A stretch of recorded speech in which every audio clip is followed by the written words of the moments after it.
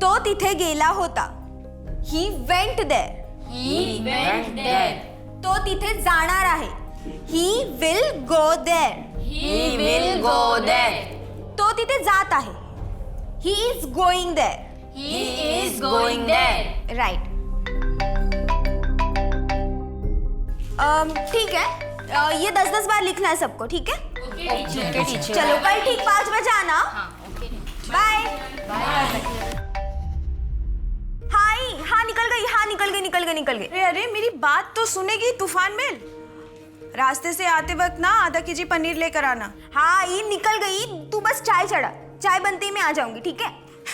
पूरी नौटंकी है. आरती, कभी आंटी को पता चल गया कि मैं यहाँ आता हूँ तो क्या मेरा यहाँ आना बंद हो जाएगा? तुम पढ़ाना बच्चों को.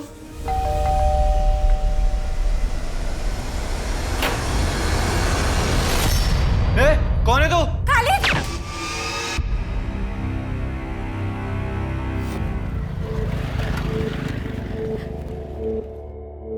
सब खरीदारी बहुत अच्छे से हो गया. बस एक वो दामाद जी का अंगूठी रह गया है. कल वो भी ले लेंगे. अम्मा हम मंजू के यहाँ जाए. बुरा गई हो क्या? घर में कितने रिश्तेदार आए बैठे हैं. कल तुम्हारा मेहंदी है. प्लीज अम्मा हम 10 मिनट में आ जाएंगे. चुपचाप से घर चलो. समझी?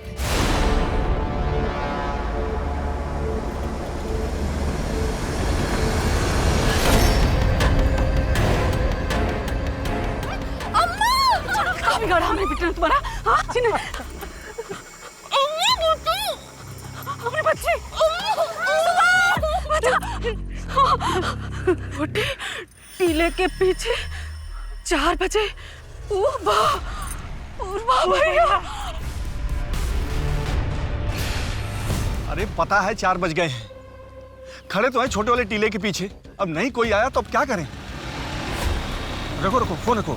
लगते आ गए.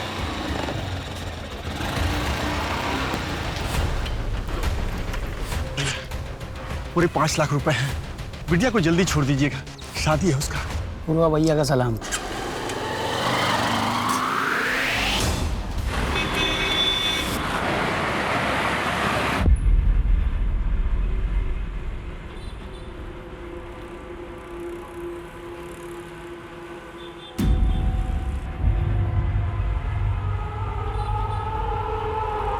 राजेश भाऊ, उनको जानते हैं आप क्या? बहुत देर से बोल रहे हैं.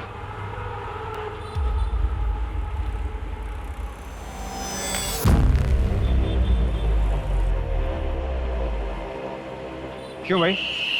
क्यों आए हो यहाँ पे?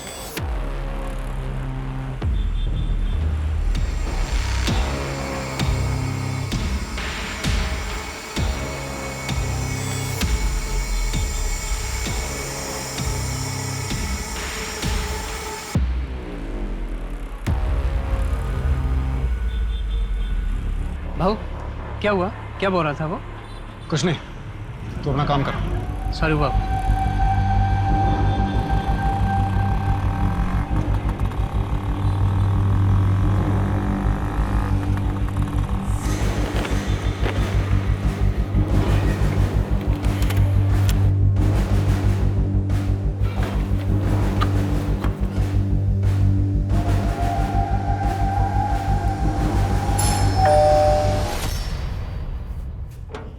आ गए आप? लाइट.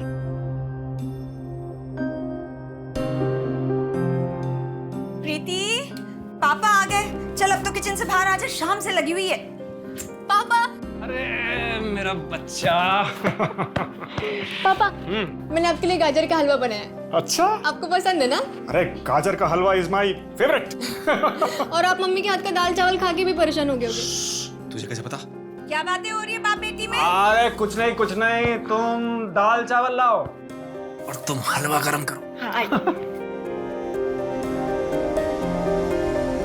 आज अजय दुकान तक आ गया था. देखिए मेरी बात सुनिए. हमें ना प्रीति के लिए अच्छा सा लड़का ढूंढकर जल्द से जल्द उसकी शादी कर देनी चाहिए. अरे इतना परेशान होने की जरूरत नहीं है. मैं हूं ना.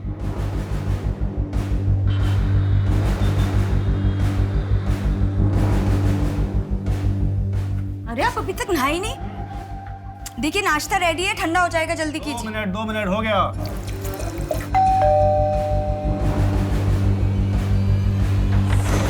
प्रीति, प्रीति कहाँ है? प्रीति कहाँ है? अरे प्रीति कहाँ है? तुम्हारी हिम्मत कैसे हुई आने की? पापा आप ठीक तो हो? कैसी हो प्रीति? तुम क्यों आए हो यहाँ? चले जाओ यहाँ से, हमारा कोई लेना देना नहीं तुमसे। सुन लिया, अब दोबारा अपनी शक्ल मत दिखाना। चलो निकलो, निकलो यहाँ से, बाहर निकलो, बाहर निकलो। राजेश,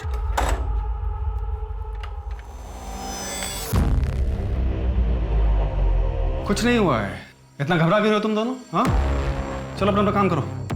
हेमा मेरा टिफिन तैयार करो, मैं तब तक नहा के आता हूँ।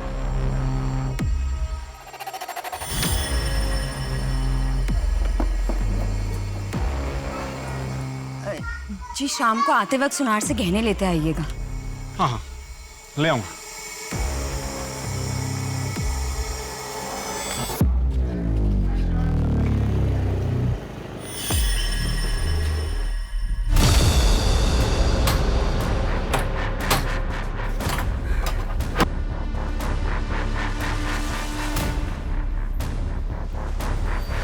देखिए मैडम, यहाँ पर तो कोई नहीं है। आपकी बेटी आरती 8 बजे तक थी यहाँ पर।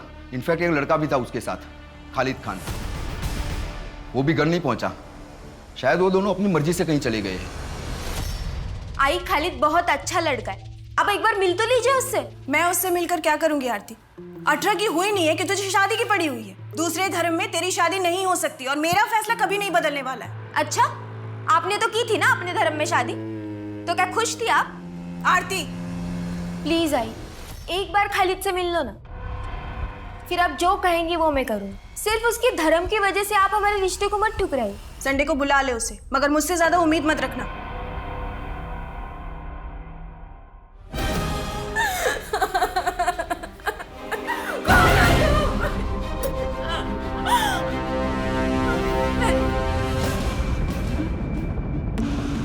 बाबू, 8:30 बज गए, मैं निकलता हूँ। हाँ, तू दुकान बंद करके चले जाना, ठीक है? और हाँ सुन, वो सुबह सबसे पहले डिलीवरी मिश्रा जी की है। ओ बाबू। हाँ?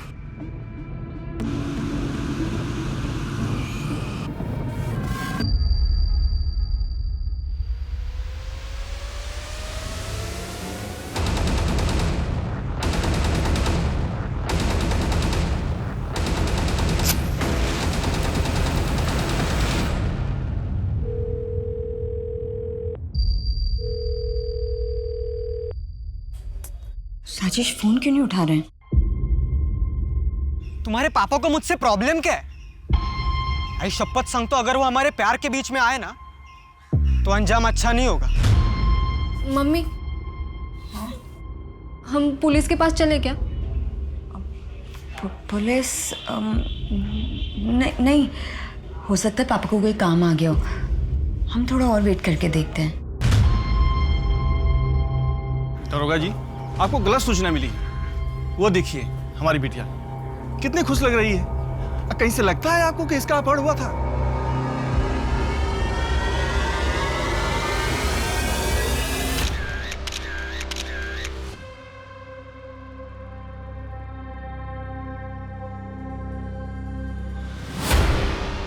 हरीश जी, आप तो समझदार आदमी लगते हैं। अगर कोई कंप्लेन नहीं करेगा तो हम कार्रवाई कैसे करेंगे? कैसे बचाएंगे आप सबको पूर्वा के खौफ से? दरोगा जी, हम समझदार हैं, इसीलिए आपको सलाह दे रहे हैं कि अपनी शक्ति और समय को व्यर्थ मत करिए पूर्वा भैया के पीछे। अरे 1 दशक से किसी ने नहीं देखा उनको। अब तो बस नानी दादी की कहानियों जैसा हो गया उनका नाम। अब तो पता नहीं जिंदा है भी या नहीं पूर्वा भैया।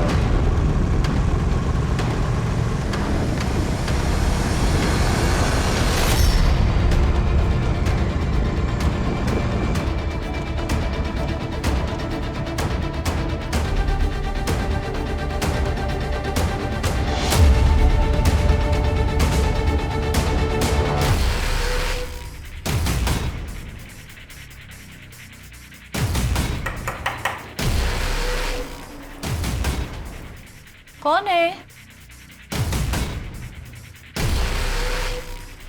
रुको, चश्मा लगा के आती हूँ।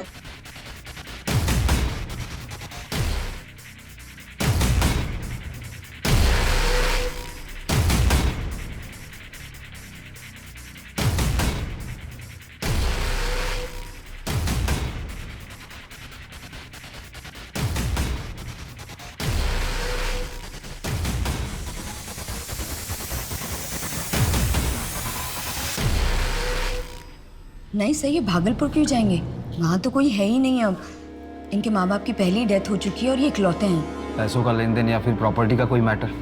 नहीं सर, ऐसा कुछ भी नहीं है। ये बाबू ने हमें दिया। उस दिन राजेश अपनी दुकान पर भूल गए थे। वो सुबह सबसे पहली डिलीवरी मिश्रा जी की है।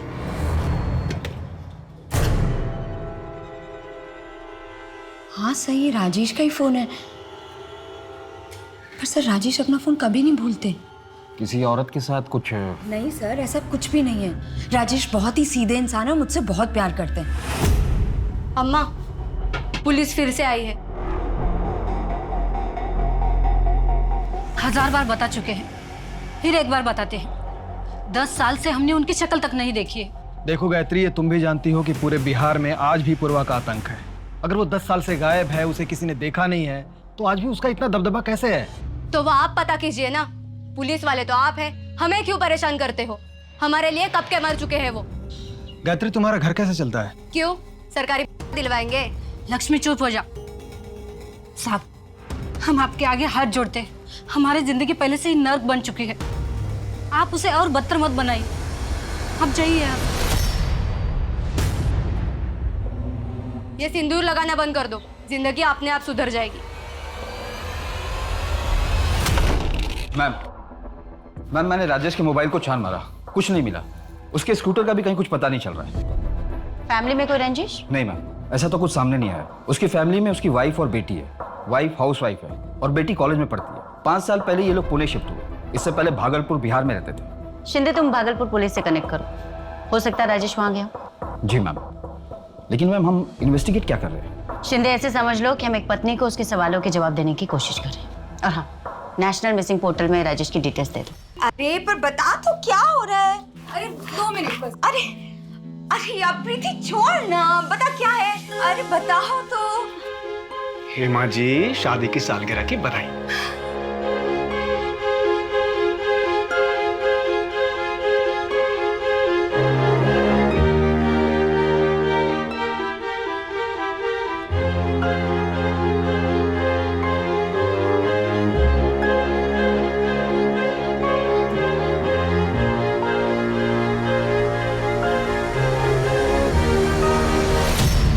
पाषाण रोडच्या मागच्या साईडच्या जंगलामध्ये एक जळालेली डेड बॉडी सापडली आहे. जवळपासच्या पेट्रोलिंग टीम लवकरात लवकर पोहोचा.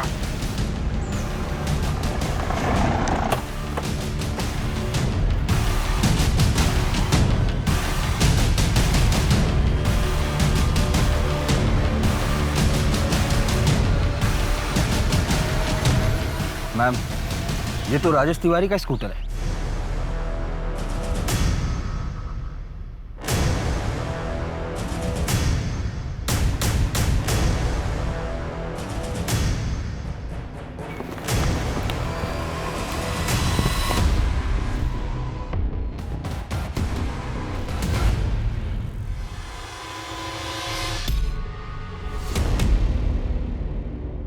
साढ़े 8 बज गए, मैं निकलता हूँ। कोई नफरत में ही किसी को इतनी बुरी तरीके से मार सकता है।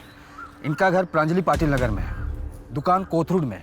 या तो इन्हें किडनैप करके यहाँ लाया गया है या फिर इन्हें कहीं और मार करके यहाँ डंप किया गया है। शिंदे, एक काम करो, फॉरेंसिक टीम को बुलाओ।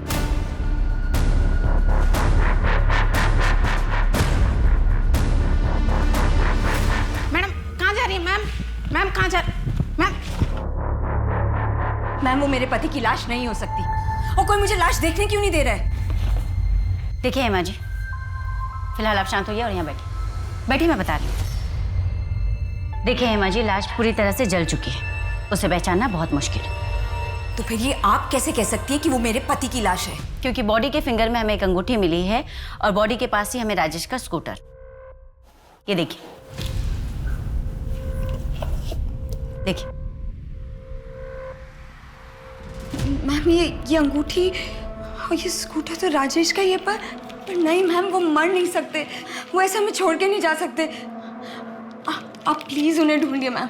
देखिए हेमा जी, हम कोशिश कर रहे हैं। फिलहाल आप घर जाइए। साहब, मेरी बेटी 3 दिन से गायब है, उसका फोन भी नहीं लग रहा है। फोटो लाए हैं उसकी? हाँ शायद। कितनी उम्र होगी इसकी? 28 साल की है। मैम, भागलपुर पुलिस से मेरी बात हुई। उनका कहना है कि ऐसी कोई फैमिली वहां नहीं रहती थी।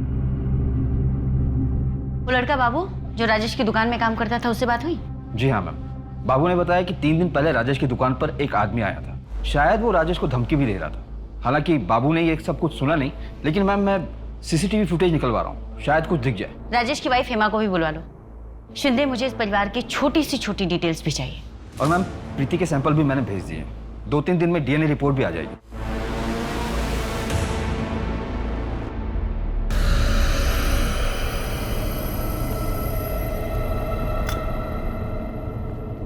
भैया जी, ये पुलिस लोगों ने ना फिर से शुरू कर दिया है। पूर्वा उस तूफान का नाम है जो तबाही तो मचाता है, पर किसी के हाथ नहीं आता। टेंशन यहाँ कह रहे हो अभी तुम, रिकवरी पे ध्यान दो।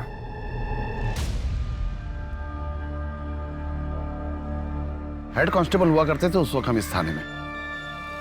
तब ये पूर्वा भैया सिर्फ पूर्वा हुआ करते थे, अमरीश पूर्वा। 18-19 साल की उम्र में छोटी मोटी चोरी शुरू की थी, उसके बाद हफ्ता वसूली की। गायत्री से पूर्वा भैया की शादी बहुत जल्दी हो गई थी। उसके बाद अपहरण, एक्सटॉर्शन, हाफ मर्डर, फिर हर चीज में पूर्वा भैया का नाम आने लगा। और फिर 10 साल पहले ये अचानक गायब हो गया। 17-18 साल की नई नवीली दुल्हन लेके भागे थे, फिर दोनों हवा हो गए। उसके बाद ना पूर्वा भैया का पता चला और ना ही उस औरत का। लेकिन इन 2-3 सालों में तो काफी नाम आ गया है उसका।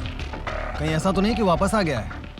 पर पूरे गांव में कोई उसके खिलाफ कुछ भी बताने के लिए तैयार नहीं है। हम एक ऐसे शख्स को ढूंढ रहे हैं जिसकी शक्ल तक हमें नहीं पता है। कल को हमारे बगल में बैठ के चाय पी रहा होगा और हमें पता भी नहीं चलेगा। वैसे इस आदमी के खिलाफ कोई रिपोर्ट नहीं है, कोई सबूत नहीं है। ऐसा कैसे? जब पूर्वा भैया कभी पकड़े ही नहीं गए तो रिकॉर्ड कैसे बनेगा? ऐसा लगता है कि भागने से पहले अपना पूरा अस्तित्व मिटा दिया। पर कोई तो कमजोरी होगी इसकी।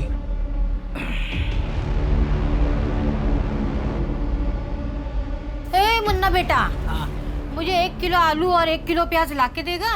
जी। रुक रुक रुक, और ये लो 2 नोट, और लल्लन को दे देना और उसको बोलना ये कस्तूरी का हिसाब खत्म।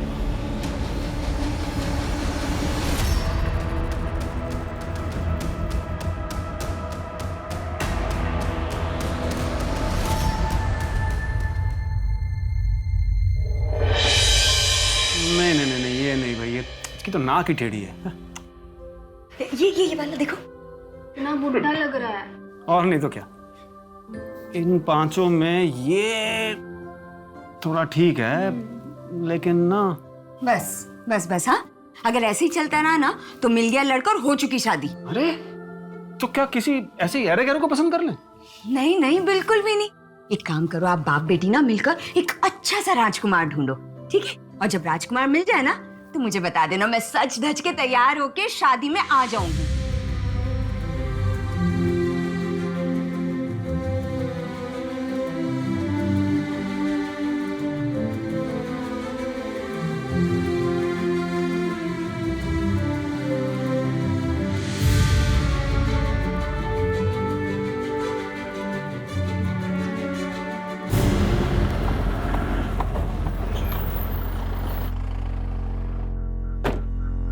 Good morning ma'am. Good morning ma'am, Rajesh Tiwari की पोस्टमार्टम रिपोर्ट आ गई है। पोस्टमार्टम रिपोर्ट के मुताबिक कि सफोकेशन की वजह से उसकी मौत हुई थी। इसका मतलब राजेश तिवारी को जिंदा जलाया गया है। एक सेकंड हैंड फर्नीचर शॉप वाला जिसकी जिंदगी में हमें अभी तक कुछ भी सस्पिशियस नहीं मिला, उसे भला कोई ऐसे क्यों मारेगा? सर, डीएनए रिपोर्ट आ गई है।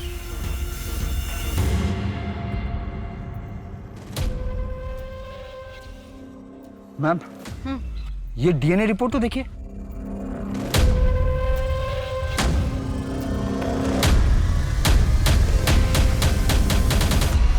हम कब तक यूं ही पैसे भेजते रहेंगे? हाँ, कब बंद होगा ये सब? हाँ, मुझे पता है कि अचानक बंद नहीं कर सकते, पर कुछ तो करना ही पड़ेगा ना। अब देखो, वो अजय तो घर तक पहुंच गया है। हम कब तक दूर रख पाएंगे प्रीति को उससे? तो ये सब तुम्हें यहाँ आने से पहले सोचना चाहिए था ना Hema.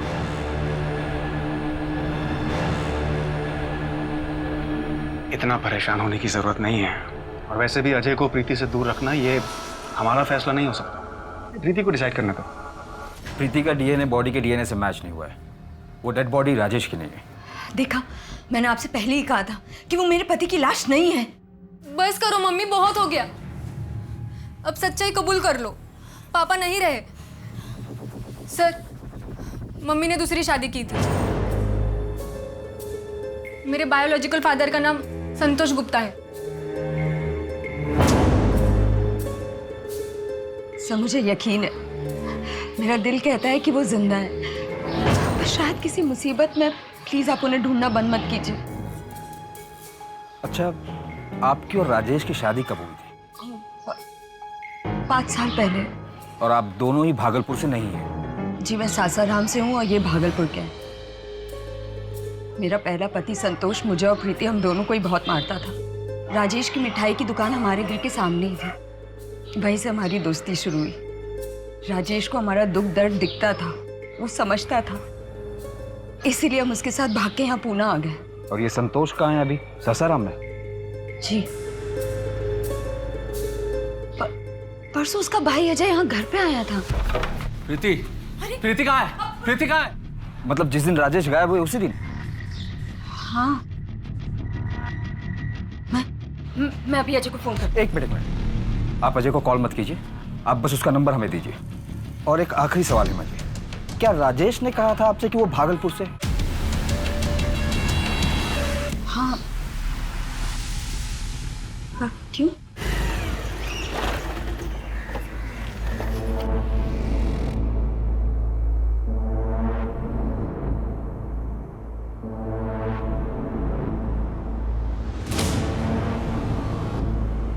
I'm really very sorry।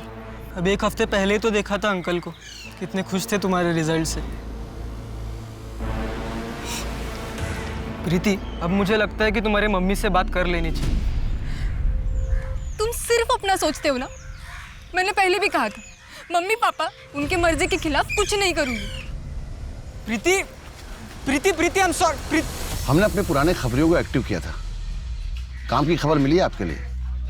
वो औरत एक गांव में दिखी है जो पूर्वा भैया के साथ भागी थी। और पूर्वा? उसका पता नहीं, और उसके साथ एक बूढ़ी औरत रहती है। हालत खस्ता है उनकी, लेकिन आजकल बहुत पैसे हैं उनके पास। कौन सा गांव है? यही बिहार का भीमापुर गांव।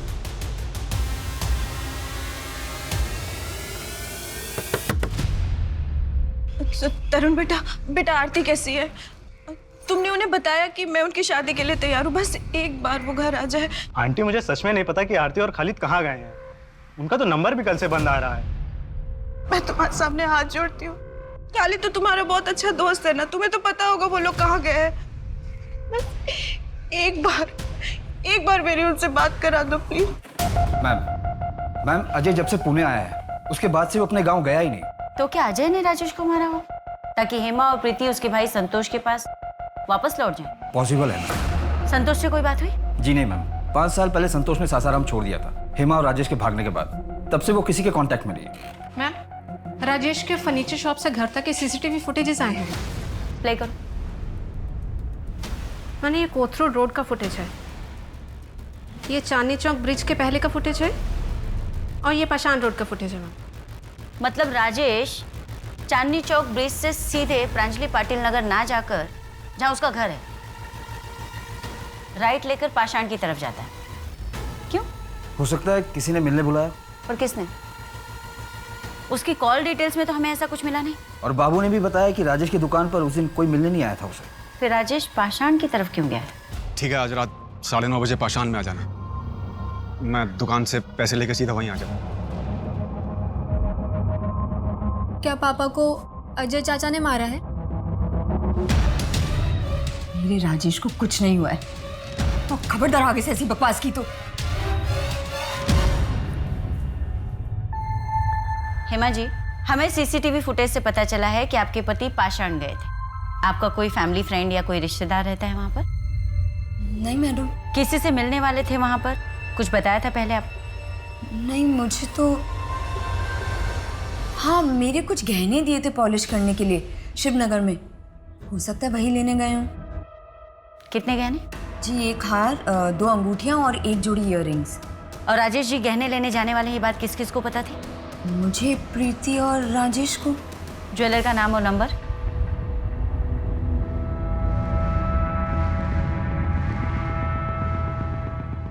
राजेश भाई सब बराबर ना? सब बराबर। परसों आए थे राजेश, कितने बजे? यही कोई रात में 9:15 बजे। मतलब राजेश के पास ज्वेलरी थी, पर क्राइम लोकेशन पे तो हमें कोई ज्वेलरी नहीं मिली। हो सकता है ये मर्डर ज्वेलरी की वजह से ही हुआ।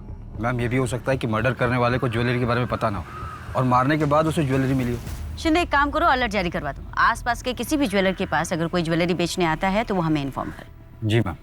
मैम ये हेमा के ज्वेलरी के कुछ फोटोग्राफ्स।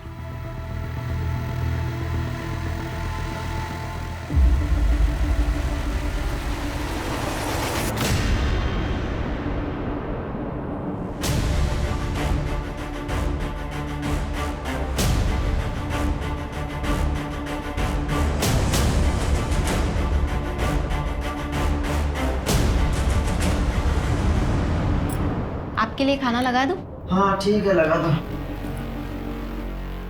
हर महीने एक आदमी आता है, शायद वही पैसे देता है। पूर्वा? लगता तो ऐसा ही है।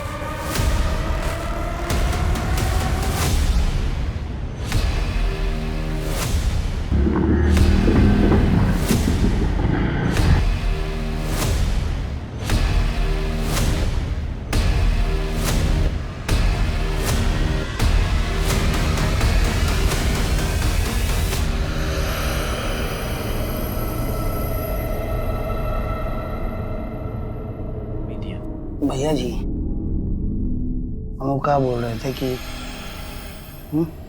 तो हम थोड़ा सा।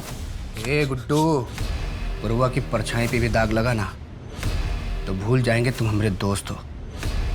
पूर्वा वो काम करता है जिसका परमिशन प्रशासन नहीं देता, वो काम नहीं करता जिसका परमिशन जमीर नहीं देता, समझे? जी भाई। घुसाई नहीं, गोली मार देगा लड़की को। बंदूक नीचे रखो। गुड्डू खोल जल्दी। गोली मार देगा लड़की को। देख भागो मत, मैंने कहा बंदूक नीचे रखो।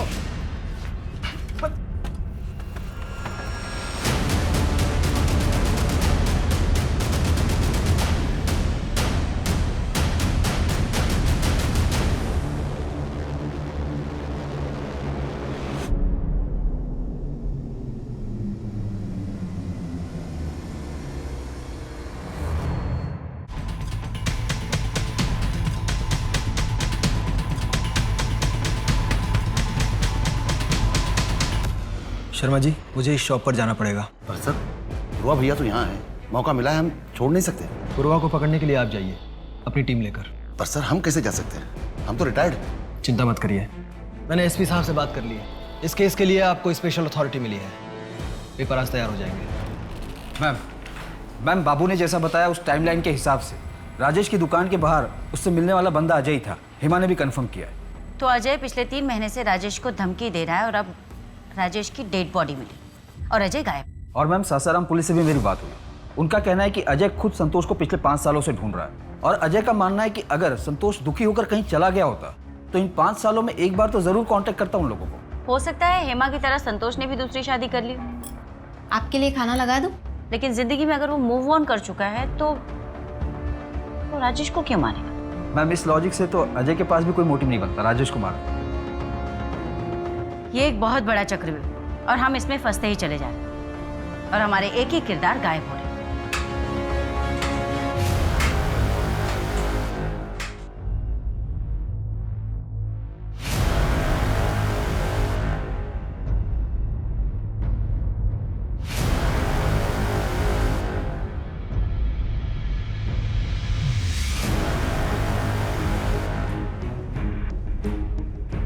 लाखों कोशिशों के बाद पुलिस के हाथ अब तक असली अपराधियों तक नहीं पहुंचे थे। कुछ नाम सामने आए थे, लेकिन अभी कईयों के रंगमंच से पर्दा उठना बाकी था। Good morning ma'am. Good morning. Good morning madam. Morning morning. Madam नमस्ते। नमस्ते। मेरे बेटे का कुछ पता चला? मैडम वो मिसिंग कंप्लेंट तो मैंने दर्ज की थी, लेकिन लड़की बालिग है तो मैंने ज़्यादा कुछ किया नहीं। क्या बालिग के साथ क्राइम नहीं हो सकता? और इस मिसिंग कंप्लेंट के बारे में इन्फॉर्म करना तुमने ज़रूरी नहीं समझा मुझे? वो क्या है ना मैडम, हर रोज़ इतने मिसिंग कंप्लेंट आते हैं और लड़की बालिग थी तो मुझे लगा शायद अपनी मर्जी से कहीं चली गई होगी। सारे मिसिंग कंप्लेंट प्रांजलि पाटिल नगर से तो नहीं आते ना, जहाँ का मर्डर केस हम इन्वेस्टिगेट कर रहे हैं। I am sorry madam. Shinde, ये बरखा मिसिंग केस और राजेश मर्डर केस एक दूसरे से कनेक्टेड हो सकते हैं? मैं बरखा की केस को स्टडी करता हूँ मैम। मैंने बरखा के केस को स्टडी किया। बरखा और राजेश तिवारी का इंसिडेंट एक ही दिन हुआ, 11 फरवरी। मैंने बरखा के CDR को भी चेक किया। उसके मोबाइल का लास्ट लोकेशन प्रांजलि पाटिल नगर है और उसी रात 8:14 पर उसका फोन भी स्विच ऑफ हुआ। इस बरखा के कॉल रिकॉर्ड में राजेश का कोई कनेक्शन मिला? नहीं मैम, उसकी ज्यादातर बात उसके पिता और पति से होती थी और उसका पति औरंगाबाद में पोस्टर है। क्या कनेक्शन हो सकता है बरखा और राजेश के बीच?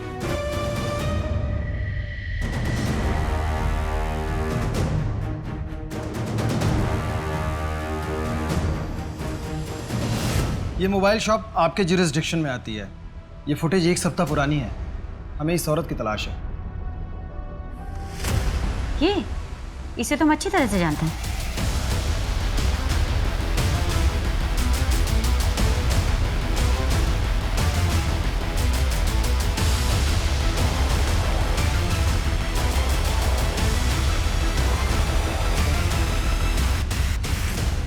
हमारी शादी के वक्त राजेश ने पूर्वा भैया से कुछ मदद ली थी, जिसके लिए हम पूर्वा भैया को आज तक पैसे भेजते आए हैं। कैसी मदद? ये तो मैं नहीं जानती, राजेश को ही पता होगा। तो आपने हमें पहले क्यों नहीं बताया कि आपके पति राजेश एक भैया को पैसे भिजवाते हैं? आप पूर्वा के खिलाफ गवाही देंगी? गवाही? सर, पूर्वा भैया ने हमारी मदद की थी, और वैसे भी मैं ना पूर्वा भैया से कभी मिली हूँ ना उन्हें कभी देखा है। देखिए मैडम, मुझे ना इन सब में नहीं पड़ना है। मैं सिर्फ अपने पति को ढूंढना चाहती हूँ। हेमा जी, ये भी तो हो सकता है कि आपके पति राजेश को पूर्वा ने ही मारा हो। मेरे पति मरे नहीं हैं, और वैसे भी पूर्वा भैया उन्हें क्यों मारेंगे? हम उन्हें पैसे भेजने में कभी देरी नहीं करते हैं। आप लोग खुद मेरे पति को ढूंढ नहीं पा रहे ना, इसलिए बकवास बातें कर रहे हैं। मुझे आप लोगों की कोई जरूरत नहीं है, मैं खुद ढूंढ लूंगी अपने पति को।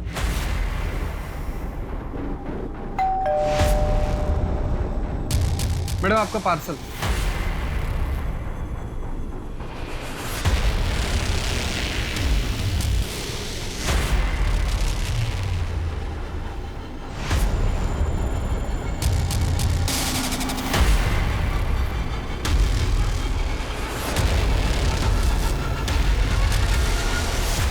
मुंह खोला तो और भी सौगात है भेजने के लिए। अगले खत का इंतजार करो।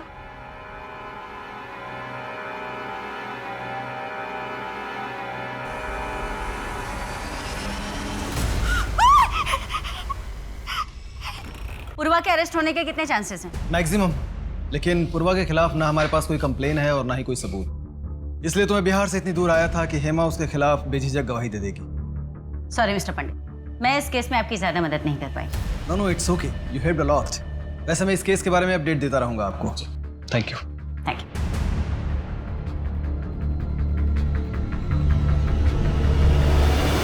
अरे रमनीत भाई, हाँ, मुझे ये पिक ला के ये वाली डिजाइन बनानी है। हाँ हो जाएगा, आप दुकान पे आ जाइए। दुकान पे नहीं, यही करना है। आपका जो भी मेकिंग चार्ज होगा मैं डबल दूंगी। अगले शुक्रवार को आती हूँ। हट, पकड़ इसको। ढीला, होशियारी नहीं करना तो छेद देंगे अभी। हाँ ठीक है, ले चल, ले चल, ले चल, चल। साहब, जान, हमने कुछ नहीं किया साहब।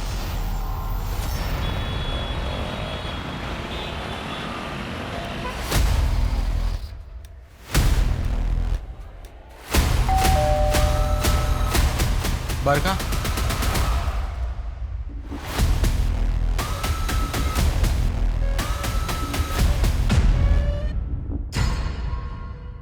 टिप सही थी मैम। बरखा हमारी हिरासत में है और हेमा के गहने भी मिल गए। बरखा यहाँ मुंबई के कांदीवली एरिया में किसी आदमी के साथ रह रही है। कौन? अजय? अब अजय या संतोष ये तो पता नहीं मैम, क्योंकि बरखा अपना मुंह नहीं खोल रही है। लेकिन मैं अपनी टीम के साथ रेड मारने जा रहा हूँ। कौन सा फ्लैट है?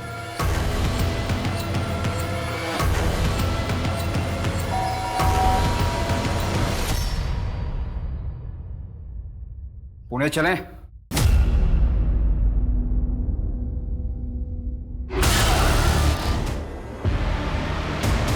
बॉडी को देख के लगता है 15-20 दिन पहले ही मार दिया है। हमें खालिद की भी लाश मिली है।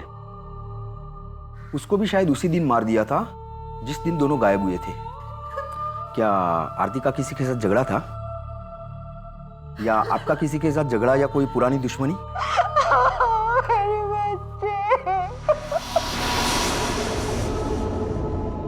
मुझे तुम बहुत पसंद हो, चलो शादी कर लेते। नहीं, अब मेरी उम्र शादी की नहीं है, आरती की है। अब मुझे उसकी शादी के बारे में सोचना है, अपनी नहीं। मतलब आरती की वजह से तुम मुझसे शादी नहीं करोगे? हाँ? तो मिलना बंद कर दो मुझसे। ना सुनना बर्दाश्त नहीं है हमको। सुनो तो राजेश। काकी 1 किलो चावल और आधा किलो शक्कर।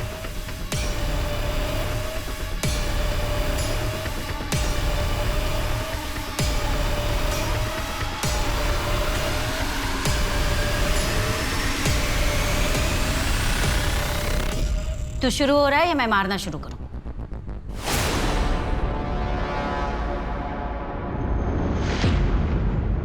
मुझे अपनी उम्र की एक लाश चाहिए थी, मेरे जैसे कदकाठी वाली, जिससे राजेश तिवारी की पहचान खत्म हो जाए। मैंने अजय को चुना। मुझे बरखा पसंद आ गई थी। मैंने अपना जाल फेंका और वो उसमें फंस गई।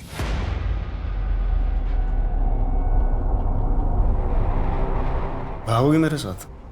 शादी करोगी? पूर्वा भैया को पैसे क्यों भेजता था? आपको पूर्वा भैया के बारे में कैसे पता चला? तूने अतीत में जो कर्मकांड किए हैं ना, उसका भुगतान तू आज भी कर रहा है। उसी के किस्त कुरियर करती तेरी बीवी सीसीटीवी कैमरे में देखेगी। अब बता, किस बात के पैसे दे रही थी? हेमा पैसे देने क्यों गई थी?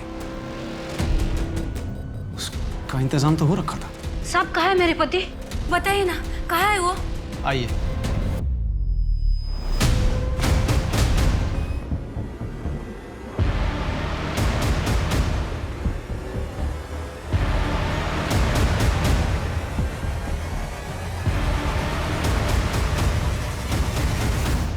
तू असली पुरवा नहीं है ना? कौन है असली पुरवा? कौन है असली पुरवा?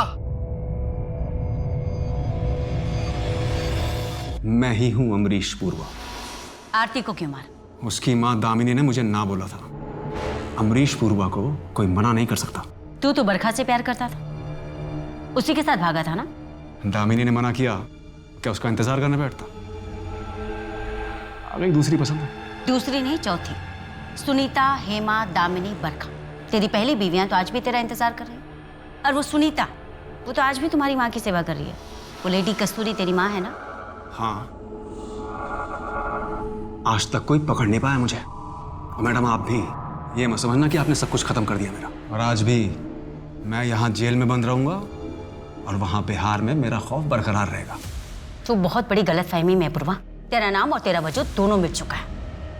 और तेरी गैंग, उसे भी बिहार पुलिस ने पकड़ लिया। और वहां जिसे तूने पूर्वा बनाकर रखा था ना, वो गणेश, वो भी तेरी तरह जेल में सड़ रहा है। कानून तेरे किए की जो सजा तुझे देना है वो देगा, लेकिन तू जेल में सड़ते हुए ये सोचते रहना जिंदगी भर कि जिन औरतों के साथ तूने जो खिलवाड़ किया ना, उन्होंने तेरा खेल बिगाड़ा।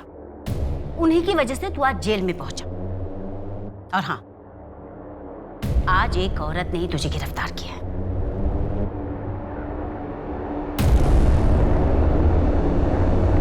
तुम्हें ये तो पता ही था ना कि तुम्हारा पति राजेश तिवारी ही अमरीश पूर्वा उर्फ पूर्वा भैया है, पर क्या ये पता था कि वो तीसरी शादीशुदा औरत के साथ भागा है और उसने चौथी शादी कर ली? क्या राजेश गहने ले गए? ठीक है, मेरा दिल कहता है कि वो जिंदा है, पर शायद किसी मुसीबत में। प्लीज आप उन्हें ढूंढना बंद मत कीजिए। जब मुझे पता चला कि राजेश गहने ले गए थे तो मैं समझ गई थी कि मुझे भी सुनीता और गायत्री की तरह धोखा दिया है। इसीलिए जानबूझ के मैंने कुरियर से पूर्वा भैया के नाम के पैसे भिजवाए, सीसीटीवी में अपनी शक्ल दिखाई जानबूझ के, ताकि बिहार पुलिस पूर्वा भैया को ढूंढते ढूंढते यहाँ तक आए और राजेश की सच्चाई सबको पता चल जाए। एक अपराधी के साथ रहते रहते तुम्हारी सोच भी अपराधियों वाली हो गई है और हम तुम्हें संतोष की मर्डर की साजिश के जुर्म में गिरफ्तार करते हैं। क्यों मम्मी, क्यों? क्या जरूरत थी ये सब करने की? तूने सब बर्बाद कर दिया, मेरी, अपनी, प्रीति की, सबकी जिंदगी बर्बाद कर दी। इसके जिम्मेदार तुम खुद हो। अगर तुम मुझे छोड़कर दूसरी औरत के पास नहीं जाते ना तो मैं ये सब कभी नहीं करती। मैं सुनीता या गायत्री नहीं हूं जो तुम्हारे बिना पूरी जिंदगी तुम्हारे नाम का सिंदूर लगा के तुम्हारा इंतजार करती रहूं।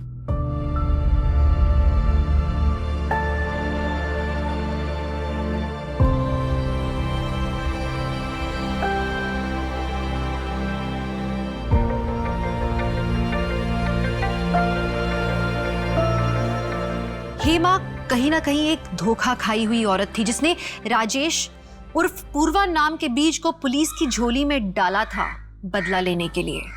हेमा सही थी या गलत ये तो कोई नहीं बता सकता, लेकिन उसकी बदौलत बिहार से पूर्वा भैया नाम का खौफ खत्म हो गया था और कहीं ना कहीं पूर्वा की बाकी पत्नियों को भी इंसाफ मिल गया जिनका इस्तेमाल वो अपने गलत कामों के लिए करता था। और इस सब में आरती को अपनी जान गंवानी पड़ी क्योंकि उसकी माँ दामिनी ने शादी करवाने से मना कर दिया था। एक दरिंदे की सनक में एक माँ को अपनी बेटी को खोना पड़ा। अमरीश पूर्वा जैसे बहरूपिया आप पर कहीं भी ताक रखे बैठे हो सकते हैं, इसलिए बहुत जरूरी है कि लोगों का चुनाव आप जिंदगी में सोच समझ कर करें, सतर्क रहें, सुरक्षित रहें और देखते रहें क्राइम पेट्रोल सतर्क। तो मैं दिव्यांका त्रिपाठी दहिया अब लेती हूँ आपसे विदा। जय हिंद।